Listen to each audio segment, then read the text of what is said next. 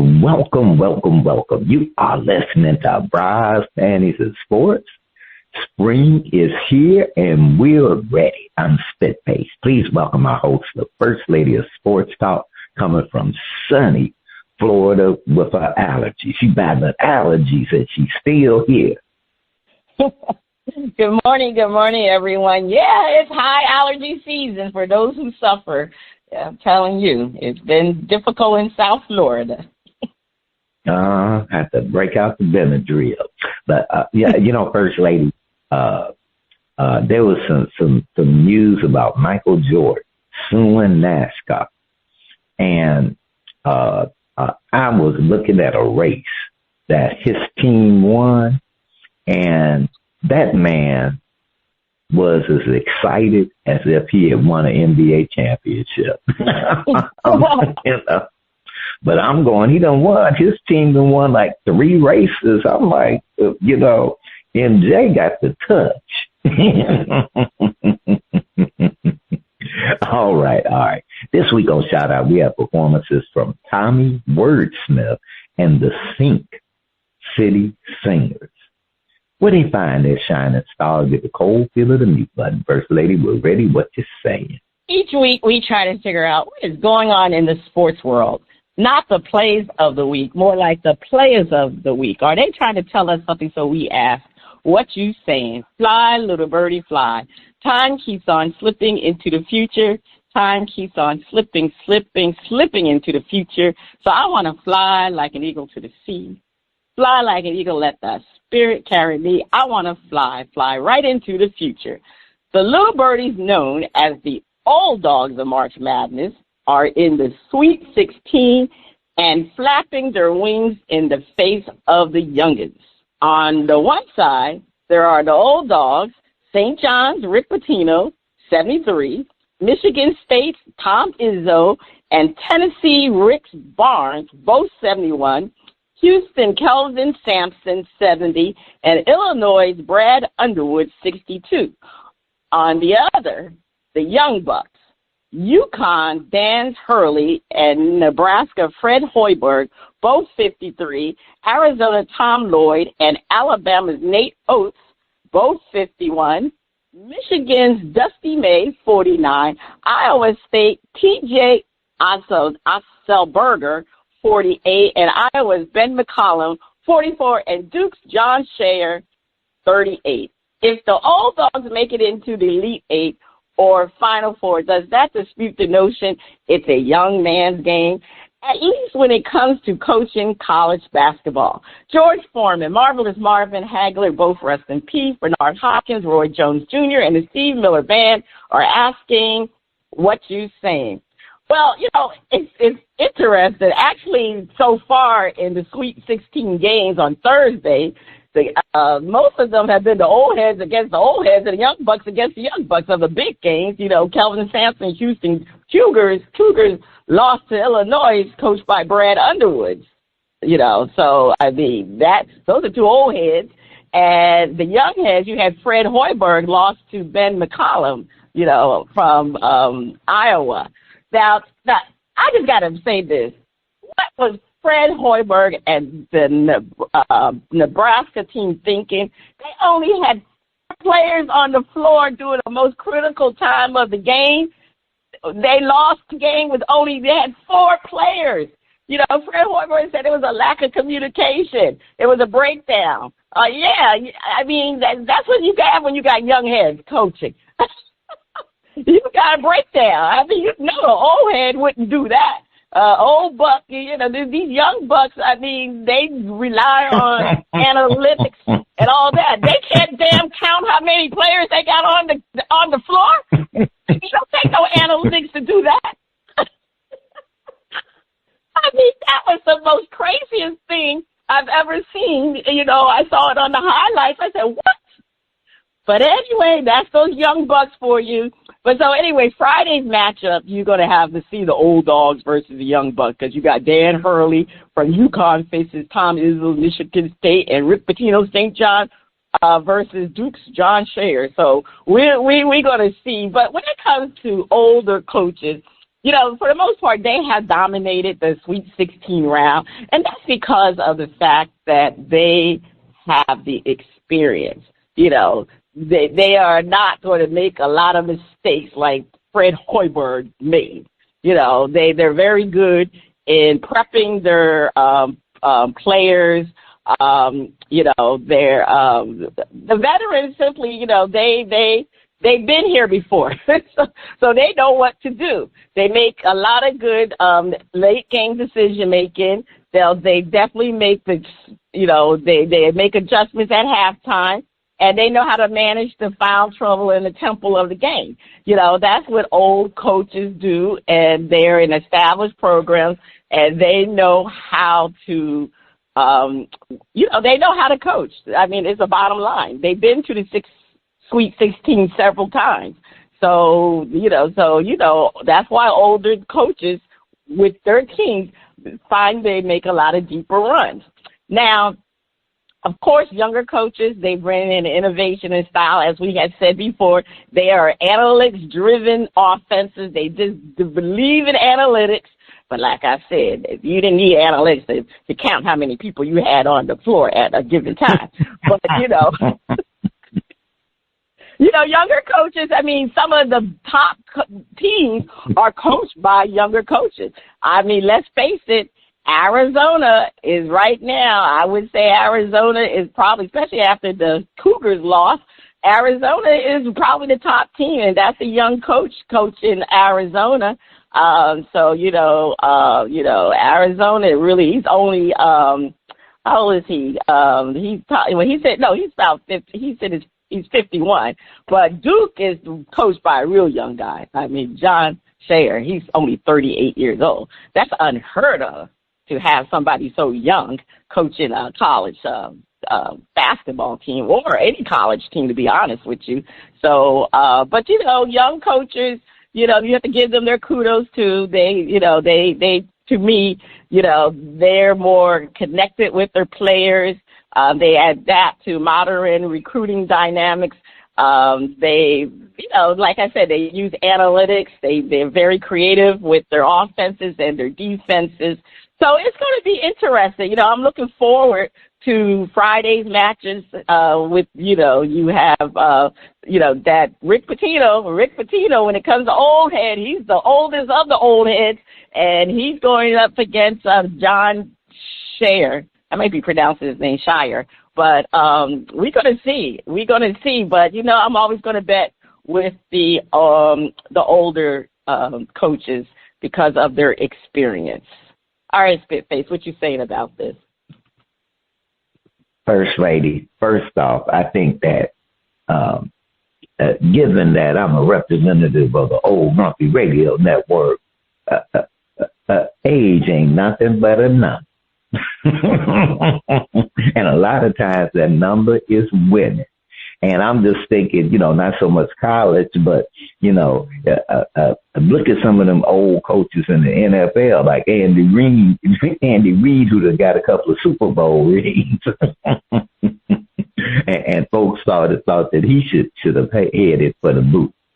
I think that the older coaches have a little bit of an advantage, not just in the experience and in the play, but they've been around. They know, a lot of whether their teams are successful is recruiting. And that's the big key, because you could be a great coach. If you don't have the talent, it ain't going to work out. And these guys know how to recruit. They went through hundreds of athletes.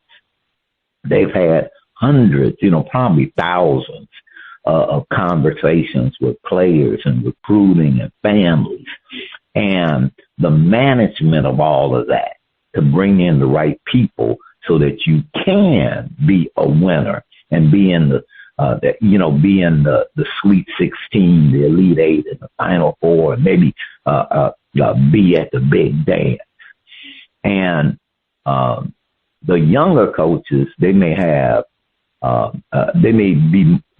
may have innovations for the actual play on the court, but with the innovations, if they don't have the players to compete, everything levels out.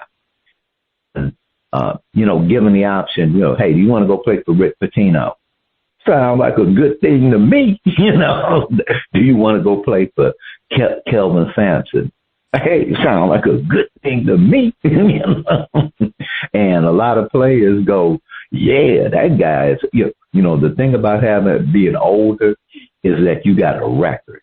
And if your record says you don't won a national championship, or you've been in the Final Four, or and you keep doing that, well, I want to play for your team. And that's not to knock the Young Bucks. The Young Bucks is kicking butt. And a lot of it is more of them. It's more of the Young Bucks than the old dogs. So, when you got more of the old dog or more of the young players, of course, they're going to start rising to the top. But then, as they say, cream rises to the top. And those old dogs are still coaching because they're the cream of college basketball. And they're going and they know how to win. They know how to win, and they know how to get the right players and do what it takes. I think the rap on the old dogs was that the NIL, that they wouldn't be able to deal with the NIL. And so you needed a new breed of coaches to come in who would be able to adapt to the NIL. Well, it looks like these guys have adapted and figured it out. I think that was the big myth that, a couple of coaches, they retired. They said that, this transfer portal, the NIL, that, to them, it was just too much stuff. And they were like, look, I'm hanging it up. But, it looks like some of them old dogs said, well, we know how to adapt. And they did. So, Kelvin Sampson, the Houston team, I feel for them, that number 2 rank, if they lost, but a couple of them are going to make it to the Elite Eight, the Final Four, and it might end up being the big dance. So it ain't time to wheel them out to the to pasture. These guys aren't playing on the court, and I'm just going to say this. We're in a different era, and the era that we're in, and what I mean by that is that people are taking better care of themselves. And, time gone by, some of these coaches would have been out of shape, they wouldn't have been taking care of themselves.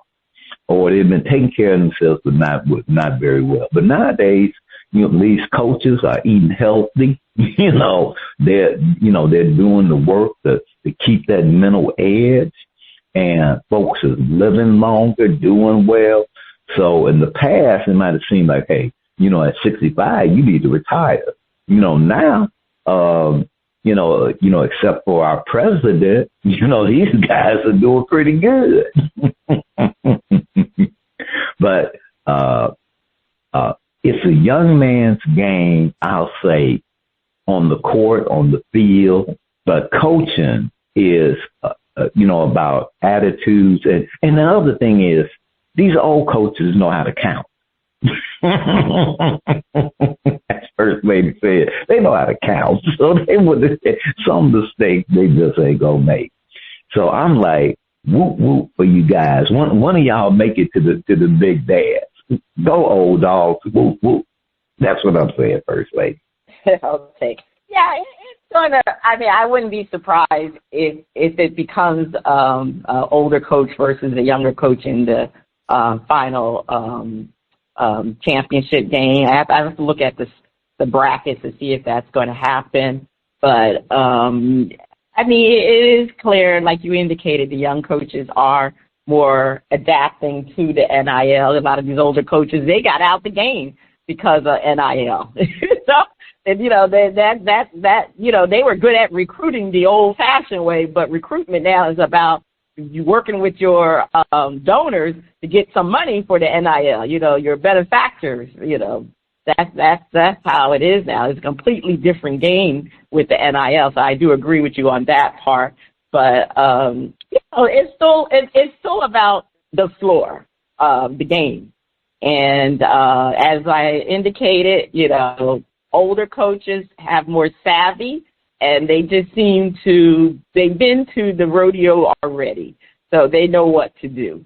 So it's going to be interesting, but I wouldn't be surprised because, like I said, some of the younger coaches, they have extremely good teams this year. And as you indicated, it is about the talent. Coaching is part of it, but a lot of it is the talent that you have in order to win a championship. So anyway, we shall see what happens.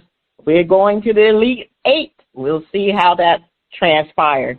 And for some reason, them Houston Cougars, they just never seem to get a championship. I don't know what it is with Kelvin Sampson, but he's been there for a long time. It may be time for them to reconsider another coach. All right, Spitface, over to you. All right, First Lady. Don't call it a comeback. I've been here for years, rocking my tears and putting suckers in tears, making the tears rain down like a monsoon. Listen to the face go boom. Explosion, overpowering, over the competition. I'm towering. Wrecking shop when I drop these lyrics that'll make you call the cops. Don't you dare stare, you better move. Don't ever compare me to the rest that all get sliced and diced. Competition paying the price.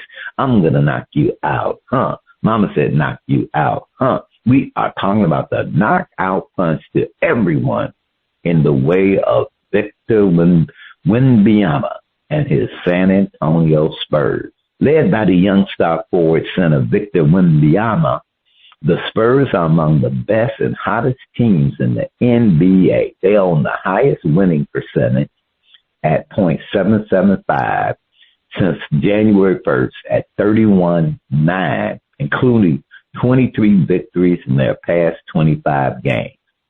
At 55-18 overall, they are just 2 games behind the defending champion, Oklahoma City Thunder, for the top seed in the Western Conference, and the Spurs have beaten the Thunder in 4 of 5 matchups this season.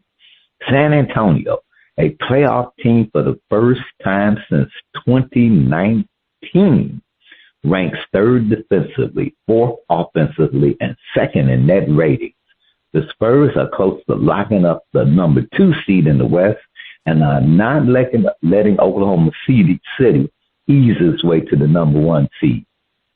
Do the Spurs have the knockout punch to win it all? Lead boy statue Paige Walker, Buck Leonard, and James Cool Papa Bell are asking what you say.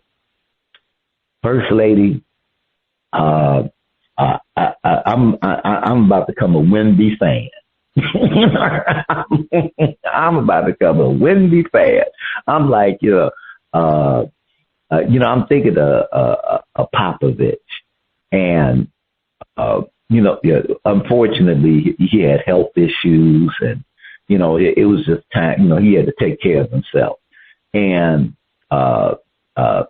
it's just like Wemby just fell in their laps, and I can imagine that if Pop was still there, they would probably have this exact same record. They would probably have this exact same, talk about old dogs. They probably, because, it's the players, and you get the right players in, and you got a coaching system that works, it's going to produce. And, the Spurs as a team, that organization has been consistent. They, through the whether it's bad times or great times, that organization stays consistent. So over time, they're going to be right back up there. It's just surprising that they're where they are so soon, and it's Wemby. I mean, there have been plenty of tall players in the NBA who weren't worth a crap, or they had the height, but they weren't great players, or they were kind of semi-great. And Wemby you know, Wemby putting it together for him. And I'm like, do you really want to face the Spurs in a 7-game series? You know, do you want to face the Spurs in a 3-game series? you know that because they're gonna get you. They gonna get you. Now, I'm not knocking the Thunder, but it's hard for any team to repeat. Even the Thunder, there have been teams, in the NBA, teams have a tendency, if they win one, they might repeat, more so than the NFL or Major League Baseball or hockey. But it's a tough road. And if they finish up 1-2 with the Thunder on top, the Thunder got to worry about, hey, these boys have beat us 4 times out of 5. So they ain't scared of us. They're not scared of us at all. So we can have the number 1 seed, but if we had to play San Antonio, shoot, we could go down. I mean, it might be a tough series, but the Spurs ain't scared of it. So do they have the knockout punch to win it all? It's not just Wemby. He got sidekicks, and his sidekicks are balling out. So, First Lady, I think they got the knockout punch. I think they got that right hook, bam, that'll knock a whole bunch of teams out. So I'm going the Spurs are the team that everybody got to watch out for. First Lady, what you say? Well, I hope it is the Spurs and it's my Knicks. My Knicks have beaten them twice already out of 3 games. Just to basically say to you, what you do in the regular season has no bearing what you do in the playoffs. It's a totally different game because guess what? When you're in the regular season, you're on the fly. Preparation is not always there all the time, because you play one game, you play back-to-back, depending on when you catch a team. So you really can't rely on the regular seasons. I can look at the New York Knicks last year. Detroit mopped them up the floor last year, but guess what? The Knicks won the series. So, again, it's about the playoffs, and the playoff is a different animal.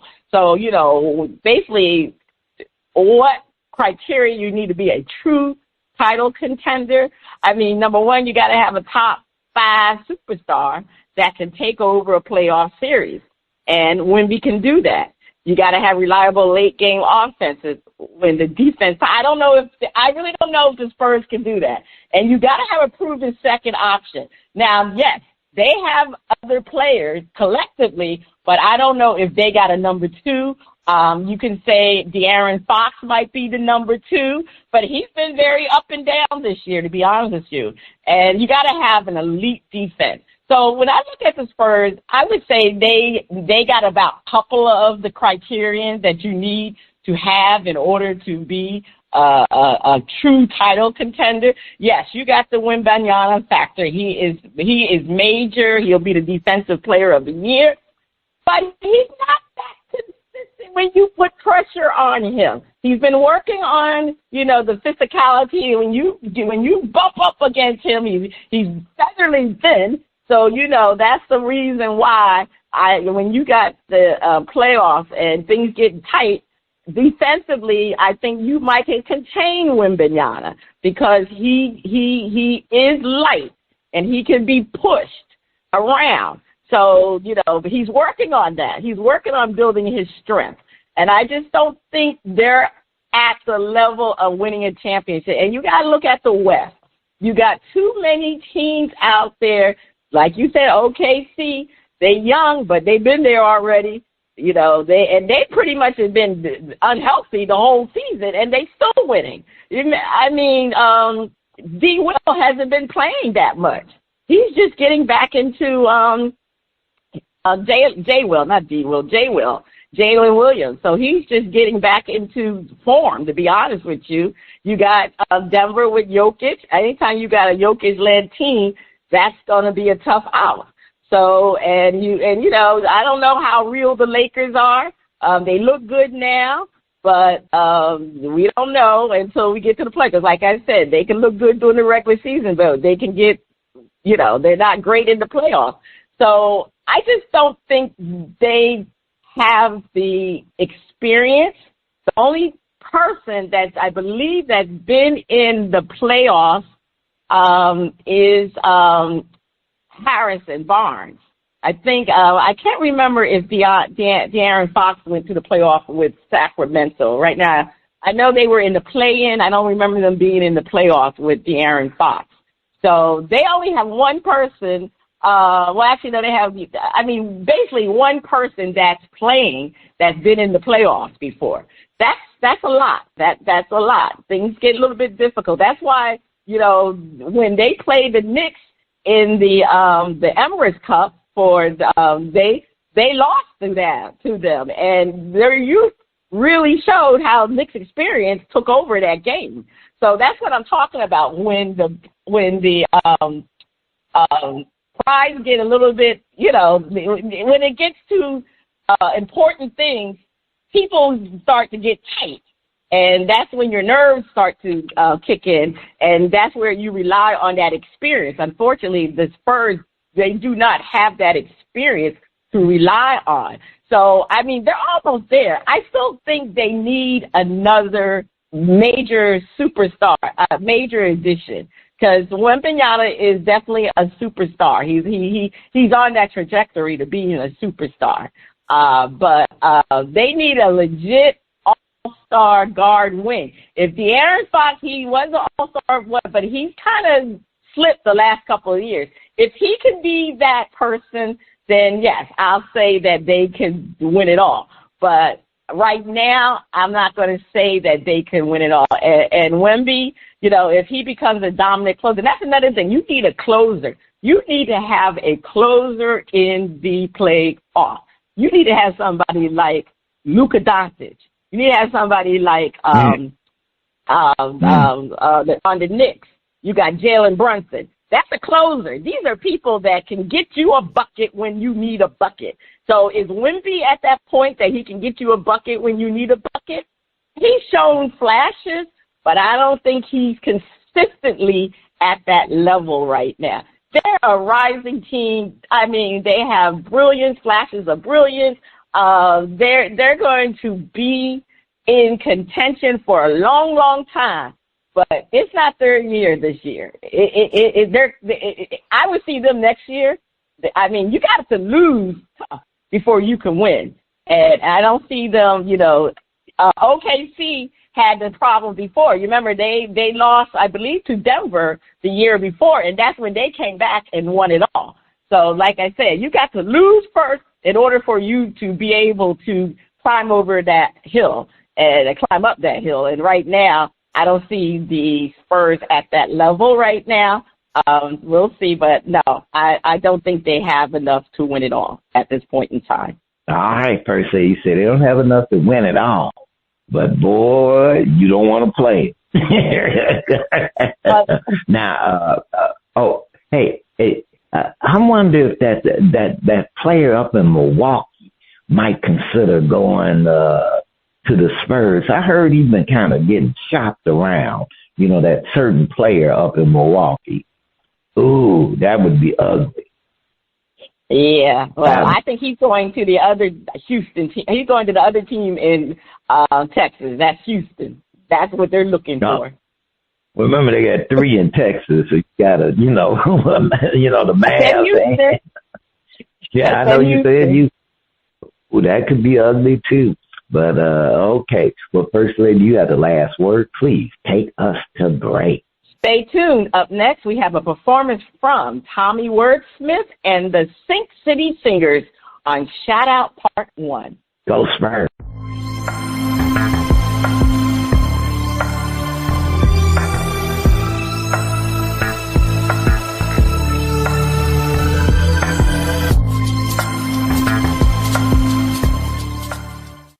Welcome back. The music flows in from around the globe to get a shout out from the panel.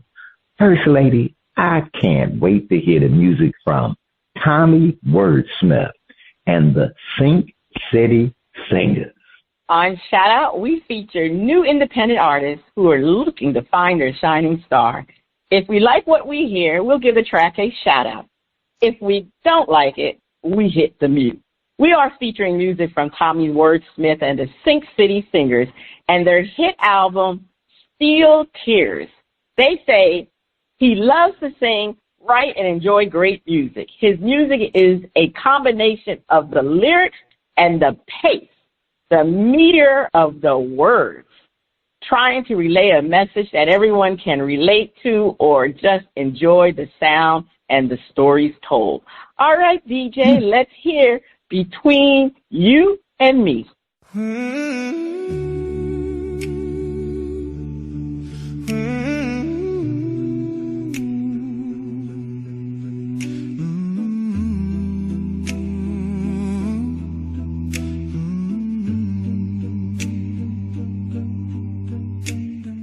I say I love you, you say you love me.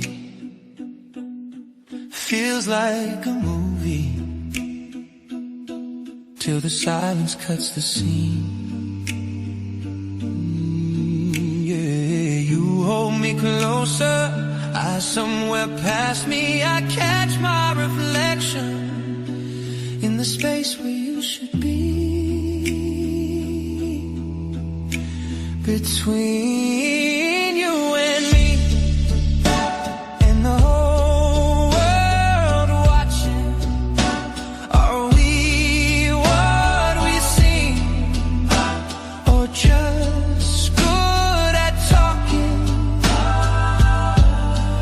You say you love me, I say it back on repeat, but what's the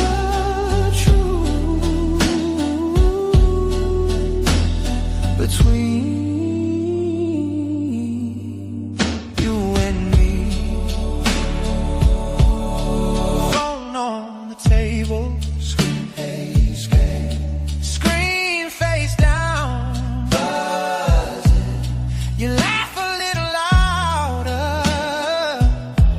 when you're ducking every question. Oh, we post our perfect smiles in the but I see the correct show when the cameras finally close. Oh, between you and me, and the whole world watching, are we what we seem, or just good at talking? You say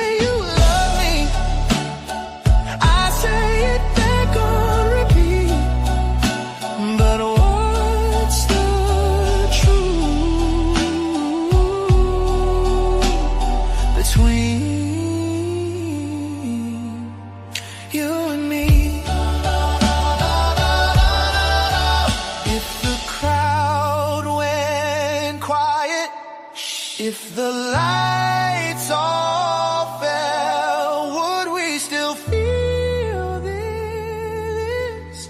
Or would we tell ourselves? Between you and me, and the whole world watching, are we what we seem, or just good at talking? You say you love me, I say it back on repeat, but what's the truth? Tell me the truth between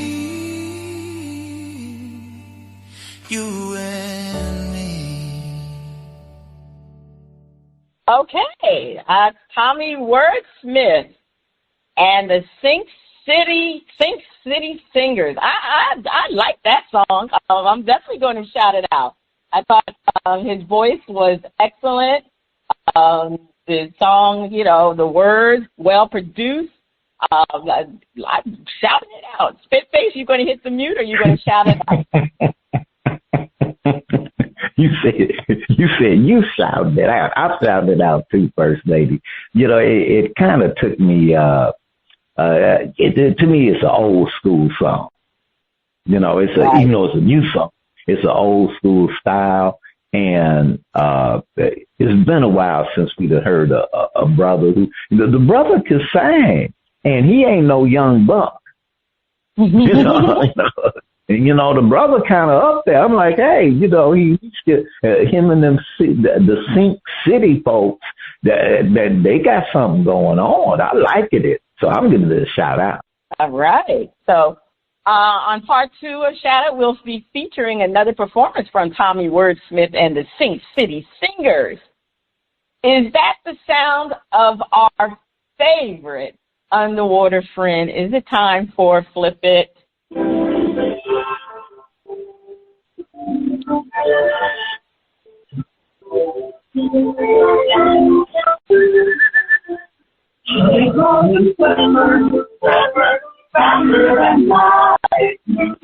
No one you see is smarter than you.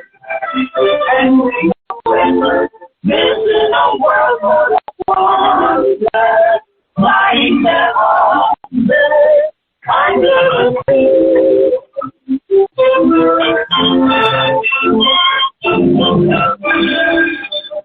All right, it is time for Flip It, while hosts defend the view and then flip the script and defend the opposite view.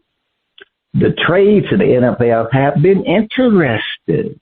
There was a lot of stuff going on, but rumor has it that Tom Brady inquired about a return to the NFL, and it wasn't looked on favorably. We wondered, could Brady make a return and make a splash? So we defend.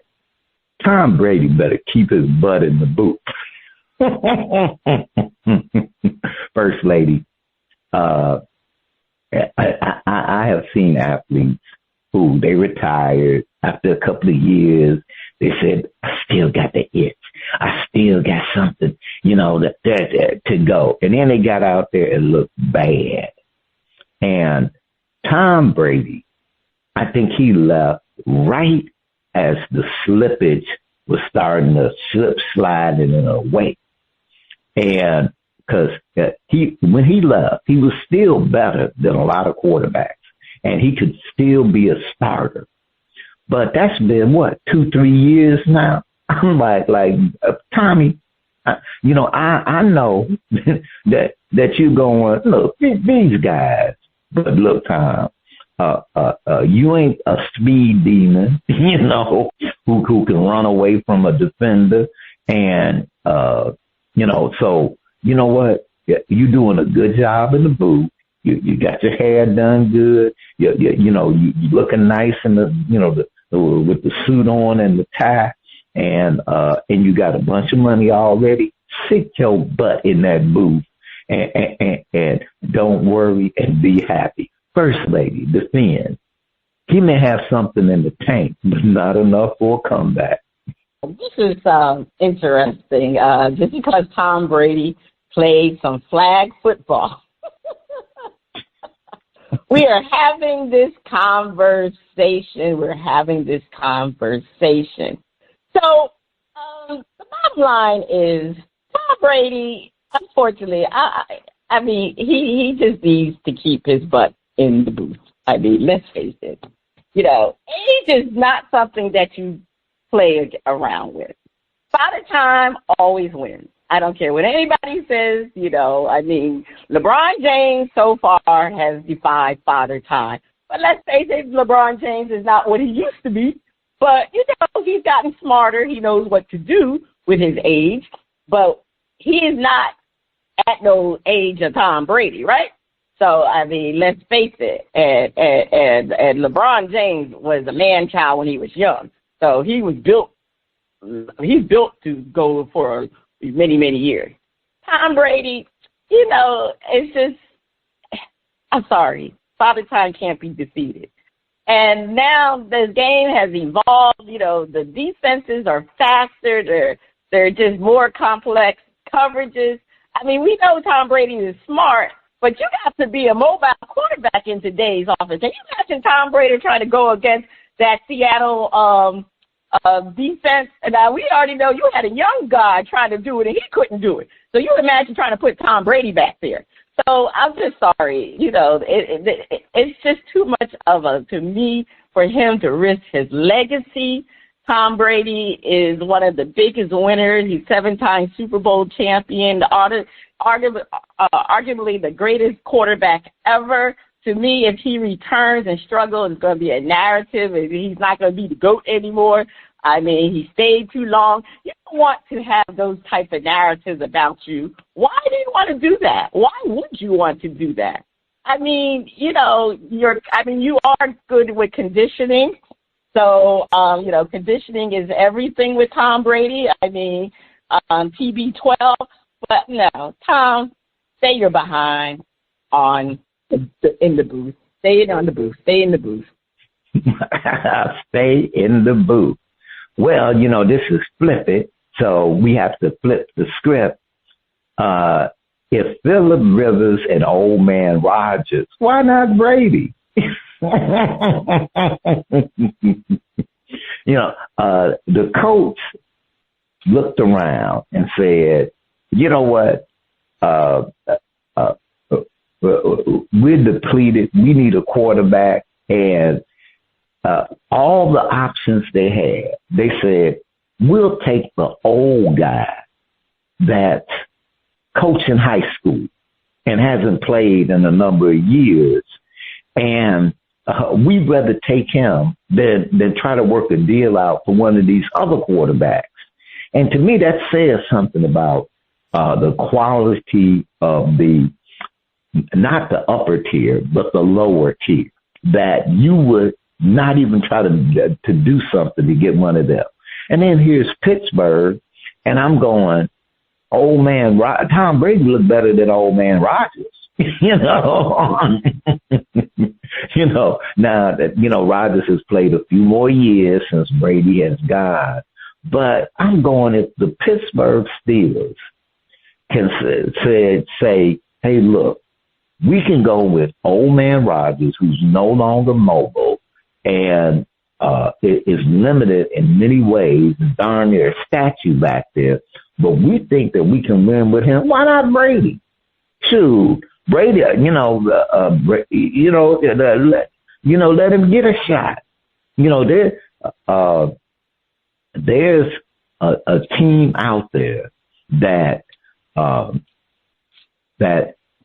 having Brady could be the difference in them making the playoffs. And because they have everything around them, and he could be a bridge until they could get the quarterback they want for the future. So why not Brady? First lady defense. Brady looked pretty good in flag football game. He might still outplay half the starters in the NFL. Yeah, he looked good. You know, he looked really good. The thing is, you know, Brady is a type of player that he has a lot of savvy. He's intelligent. He's you know, he is just a very intelligent quarterback. And with having all of his intelligence, I think he can still play now. Like you said, Old Man River was able to play. And I still think Brady has a better arm. You know, Brady is always in great conditioning, too. I mean, that's one thing about Brady. He's always had a great arm. He gets rid of the ball quickly. So I know there's an issue of, you know, with these defenses are better when they attack the quarterback. But Brady is a type of quarterback that, you know, he rarely gets tackled that much. Even though he's slow, he doesn't move around, but he still is able to release the ball quickly. And, you know, he can bring instant leadership to a team. You know, change the locker room overnight. And, you know, he can raise people's accountability. He, you know, one thing about Brady he brings that championship mentality. He can mentor young players. That makes a big difference. I mean, to me, he did it for the Tampa Bay Buccaneers. That's why they were able to win a championship with Brady, because he brought that instant cachet to a team. And that's what you need.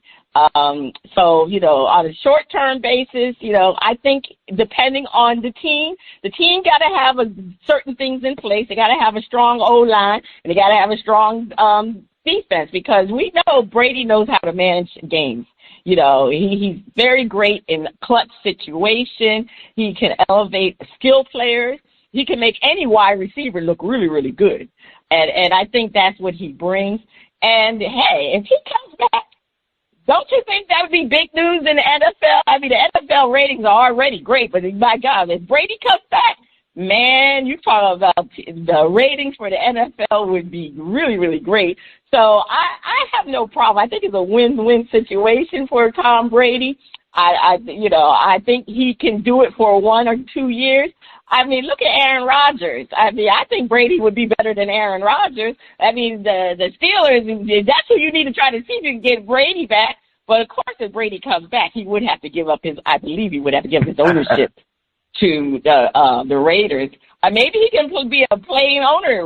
Usually they used to have player coaches in the NBA. I wonder if he can be a owner that plays for the same team. So that might be something he may consider, because they darn sure need a quarterback, the Raiders do, and let Brady come back and let Mendoza sit behind Brady and learn from the best. That's a win-win situation for the Raiders. So, yeah, I have no problem with him coming back. Definitely worth it. All right. You just say he can bring that experience, and you say he could play better than Aaron Rodgers. He probably can. And have a better attitude. Okay, I just think you don't want to go to the cold team. All right, First Lady, over to you for more Flip It. The NBA has a rule that upsets everyone, the 65-game rule for awards like MVP. We wonder if they need to change this rule. Should you be out of the running if you only played 64 games? Really? Come on, NBA. Spitface, defend. No matter what the rule is, somebody will be upset, and the Players Association agreed. There has to be a cutoff. Defend. First Lady, if they change the rule to 60, there'd be some outstanding player who only played 59 games. They only played 59 games. So, a rule is a rule is a rule. And to make things fair, you got to set a cutoff, and you have to be rigid about it. You have to, otherwise it just waters everything down. And if LeBron in his heyday played for half the season and he was outstanding, should he be the MVP? He might have been having an MVP season, but if he only played half the season, and someone else had to play the whole season, where's the fairness to that? There's got to be a cutoff. And the Players Association, when they agreed to the rule, the Players Association, it happens to be made up of players, so they didn't have a problem with it at the time. So I don't see why everybody all upset now. So look, regardless of the sports, there's got to be a cutoff, and it may be unfortunate that somebody was stellar and they only played 64 games. Hey, it happens that way, in sports where injury, something happens where you can't make, and you got to live with that. That's part of the game. So stop crying. There's got to be a cutoff, and it's not like they made the to cut off 70 games, but they're saying, hey, you got to play the vast majority of the games. I think that's fair enough. That's what I'm saying, First Lady. All right. Yeah. I mean, hey, the rule is what the rule. But like you said, the major thing is the NBA Players Association, they agreed to this rule change. They agreed to it. If they had a problem with it, they shouldn't have agreed to it. The problem is this year you got somebody like Cade Cunningham. Cade Cunningham, I believe he's only played like 61 games. I believe he's close to playing 65. But, of course, now because he's out with a collapsed lung, he was in contention for to most valuable player. And, it's not just most valuable player. It's also all the all NBA teams that really equates to money, because when you are an all NBA team, that means you can get a super max deal. And this is what they're complaining about because of Cade Cunningham. That's why it's becoming a major, major issue. But, hey, the rule is the rule. And you have to protect the integrity of the rule. I mean, you agree to it. So, I mean, people are asking for them to make an exception for Cade Cunningham. No, you cannot make an exception for him because the rule says 65 games you have to play. So you got to play 65 games, and that's the way it is. Now, I just think right now they need to have a cutoff because you got to protect the integrity of the awards. It's the players and it's the teams that they're the ones that put people in this position because of load management. That was the whole big thing regarding the 65-game rule because the commissioner, Adam Silver, got tired of teams not playing players when they were healthy. Load management. I know recently on First Take, Stephen A. Smith gave a statistics, and I don't have the exact stats, but I do remember what he kind of said. He said a decade ago, I think it was 90% of the All-Stars played over 70 or 80% of the games a decade ago. But when they made this rule, only 59% of the All-Star games were playing 70 or 80% of the game. So that's a significant drop. And that's the reason why they wanted to change this rule, and particularly Adam Silver, because players were not playing. And we all know who started this load management. He's no longer a coach, and that's Greg Popovich. He's struggling. He has 2 massive strokes, and he's struggling right now. But he's the one that implemented this load management. And I'll never forget when he was there was a national televised game that was a big game. I believe it was the Spurs versus the Miami Heat, and he sent his top 3 players home on a commercial flight to not play. And that's really what irked Adam Silver. That was a major, major issue for Adam Silver, and it's just been a problem year after year since then. And that's the reason why they implemented this rule. And no, the NBA should not change this rule. The rule is good. It's for the integrity of the awards. It's league business. And it's just, it's a standard. It's a standard that they need to live up to because back in the day, players played. I mean, I'm not saying players need to play, when they're really, really hurt. But come on now. Some of these players, they like to take their breaks. So anyway, it is what it is. That is the rule, and they darn sure should not change it because one player is not at that particular stage. Now, the rule is the rule. All right, so we're going to flip this. Spitface, defend. No matter what the rule is, let's flip it. The NBA should lower the number of games required. The fans and the players know who is the best or the most valuable. Spitface, defend. NBA needs to lower the criteria to qualify for awards to something that makes sense. First Lady, I'm looking at the situation, and I do think that they should lower the number of games, but they don't have to lower the number of games to like 50, but maybe lowering the threshold to 60 games. But the 65 might just be a little too rigid. And, the thing about, everybody has their opinion, I'll say, who the MVP is and who's the best at this position or that position. And a lot of that in the public arena is not a matter of how many games got played. Now, you do need to set a requirement so that it's fair, but the fans and the players know who the best is.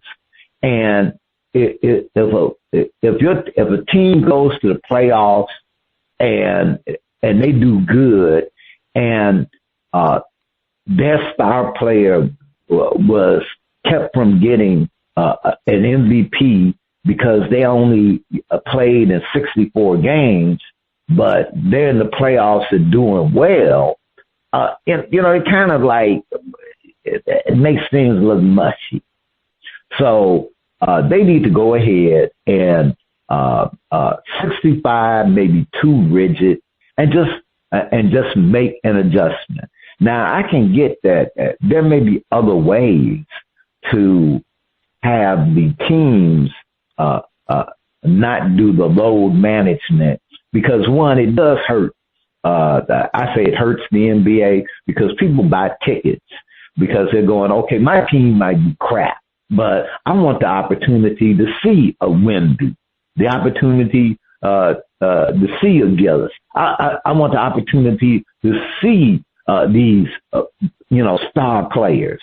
So when teams play and they go, okay, I'm going to sit these guys down, to me that's like, give me my ticket money back. It's different if they really hurt. And like you said, some of these guys, they have a broken fingernail and they get to sit 2 games. Calm out. So, but they should lower the threshold so that the awards have integrity, but it makes sense. That's what I'm saying, First Lady. Oh, yeah. I mean, we know it was about load management. Unfortunately, though, this particular rule punishes people that have legitimate injuries, like Cade Cunningham. I mean, Cade Cunningham has definitely been in contention for the MVP, and now because he was injured basically with less than 2 weeks left in the season. He's played the majority of the games. He's just not quite at that 65. So yeah, I mean, 65 number was an arbitrary number. So why not make it 60? If you played currently, if you played 65, you're playing in 79% participation. So why not do 60? 60 is 73%. 58 is 70%. So I mean, if you look at some of the MVP seasons that came before, some of them have fewer than 65 games. So, I mean, I can see where they can have a little wiggle room to make it a little bit lower than what it is. It's a conflict with 65 games in the current modern player management. Teams are prioritizing playoff health over regular season volume. There's always this thing about, should they lower the entire season? 82 games is too many games for the NBA. That's another thing that they've talked about. So, they don't want to do it because when you lower the NBA season, that means less money, and that's not what they want to do. So that's a problem. So but medical staff on these teams, they're becoming more cautious of their players, especially the players that are their superstar players, because of the fact that there's so many injuries. Now, you can look at it 2 ways, though. All these injuries, all these LCL tears and all this, I might want to say that it's because of load management, but they say because they're playing too long, so too many games. So that's what they're saying. But you know, and like you said, there's the, you know, when you have the integrity of the game and the integrity of the awards, really, because you don't have your best players actually in competition for those awards, because if they have less than 65, I mean, to me, if a player plays 60 games, you could say that that's the MVP. I mean, we're talking about what? 81 games. So that's 21 games they didn't play. I mean, well, I don't know if that's going to make a big difference when you know you have a clear MVP. So 60 versus 65, I mean, they can lower it. But as we already said before, there's always going to be an issue. But let's just lower it. Let's make everybody happy. You got to make tweaks to it. But ultimately, they need to change the number of games they played for the entire season. That's what needs to be done regarding this whole situation. All right, Spitface, over to you. Okay, on the other side of the break, we have another performance from Tommy Wordsmith and the Sink City Singers. On Shout Out Part 2, please keep your ears glued to those speakers.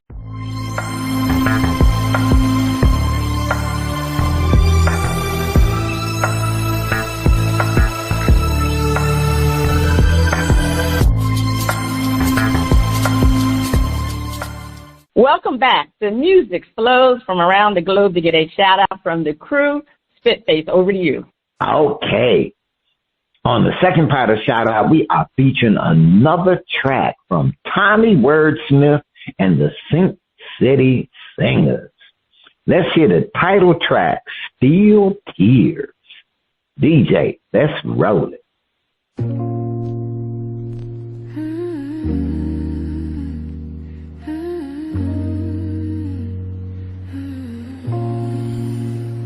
She quiet but strong, warrior walking alone, shiny sword of steel, heart heavy as stone.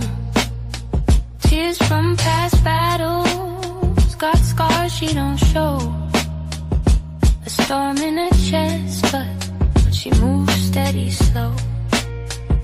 Never seen her cry, but she grieves in the dark.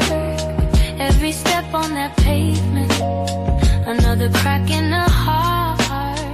Those tears at her feet disappear in the ground, like they taking her pain, so she don't make a sound. Still tears fall when nobody sees. She breaks, but she bleeds just like others do.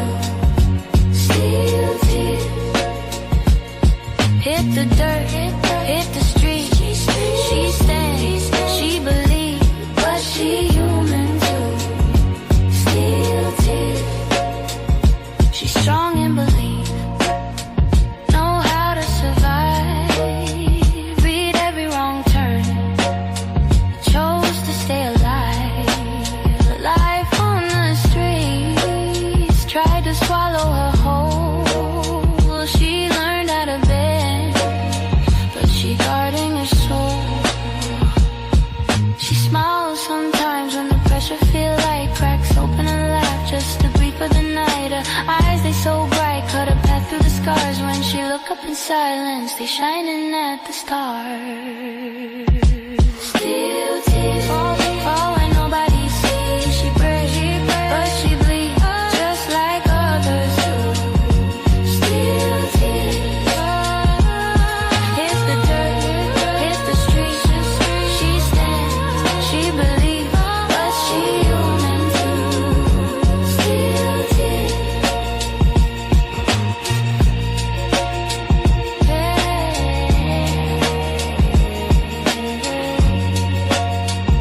Still tears.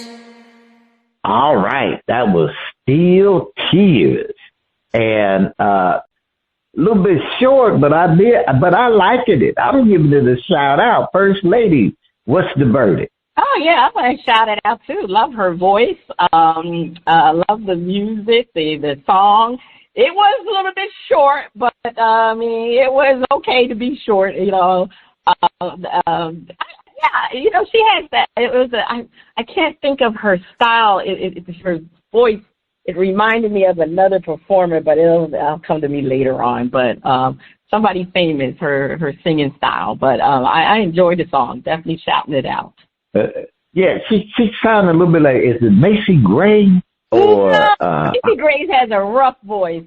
It's a person who does jazz and R&B neo soul songs. I can't think of her name right now, but it'll come to me offline. It sounds like she got a little haircut, a little something, but I had to give it to her. That was a well-produced track. Really, really well. I liked it. It was well. Well, that is the end of shout out. You can check out Tommy Wordsmith and the Sink City Singers on the Old Grumpy Radio Network. If you would like to be heard or have any comments, please send your emails and tracks to talent@oldgrumpyradio.com. First Lady, over to you. All right, coming at the start of the NBA playoffs, we'll start doing our NBA hardwood picks, but that's coming soon. All right, Spitface, what is your top story to watch this week? The men and women NCAA basketball championships, because it's coming down to the wire. Who will take home the big turkey? All right. Well, my top story to watch, we're talking about it's the opening week of the Major League Baseball season. You know, everybody opened up on, we had the Yankees played Wednesday night on Netflix. You know, Netflix is taking over for the baseball, which is interesting.